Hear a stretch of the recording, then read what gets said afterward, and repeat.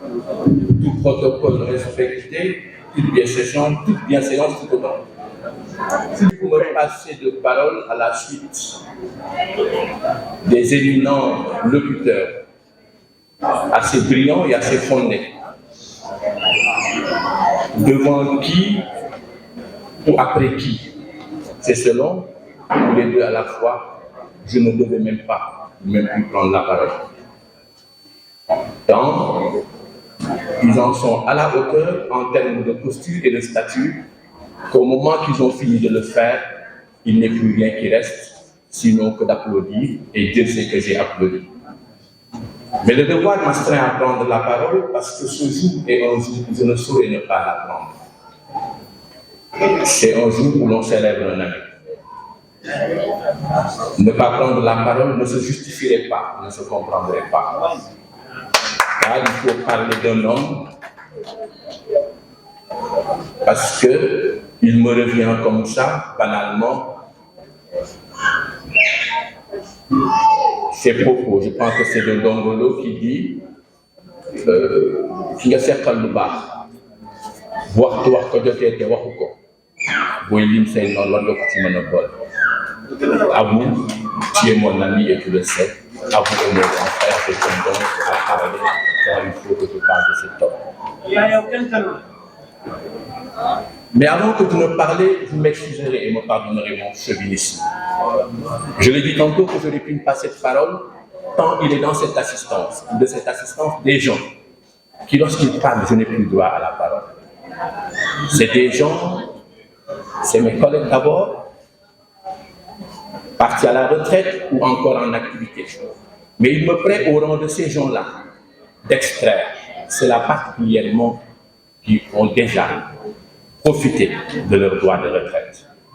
Je veux nommer parmi ces gens le doyen Moudoufal, le doyen Baba Ousseynou, je veux nommer le doyen Sédoussi, le doyen Ségouba, tous ces gens-là qui nous ont fait.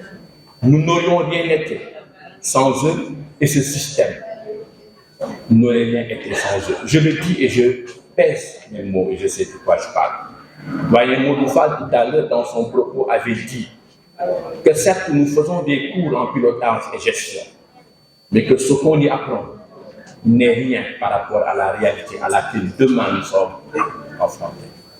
Par conséquent, nos maîtres, nous, ce sont nos aînés. Ils nous inspirent. Mais tenez-vous bien, ils ne font pas que nous inspirer. Ils nous font la leçon et continuent de nous faire la leçon, dans la discrétion et dans l'intimité. Au point que, l'acceptant, jamais nous ne posons d'acte sans partir auprès d'eux, pour les écouter, pour leur exposer ce que nous pensons ou ce que nous avons l'intention de faire.